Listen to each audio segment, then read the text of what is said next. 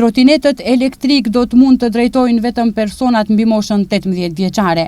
Shpejtësia maksimale do të kufizohet në 20 km/h, ndërsa do të shpërsohen edhe dënimet.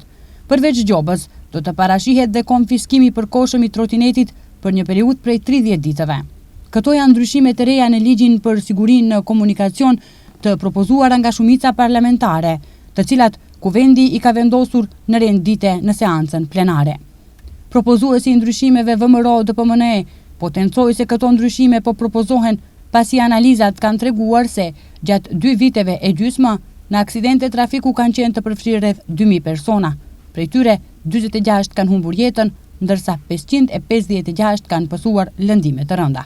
Sipas tij, për shkak të këtyre statistikave, është e nevojshme një rregullim sistematik i mjeteve të lehta elektrike, përkatësisht i trotineteve elektrik. Trotinetët elektrik po kthehen në një rrezik serioz për shëndetin e fëmijëve në Tetov. Brenda një jave mesatarisht 4 deri në 5 fëmijë përfundojnë me lëndime të rënda në repartin e ortopedisë, ku mjekët alarmojnë se këto thyerje mund të lënë pasoja të përhershme në rritjen e tyre. Paralelisht, sektori i punëve të brendshme ka ndërmarrë një aksion të gjerë duke ndëshkuar drejtuesit e papërgjegjshëm dhe duke konfiskuar mjete. Bilanci total i aksioneve të fundit nga një siti mobil ka shifrën e 71 masave të shqiptuara për kundërvajtje dhe vepra penale në trafik. Autoritetet paralajmërojnë se kontrollet e rrepta do të jenë të vazhdueshme. Qëllimi është i parandalimit të aksidenteve me pasoja fatale, përpara se trotinetët dhe motorët të marrin jetë njerëzish.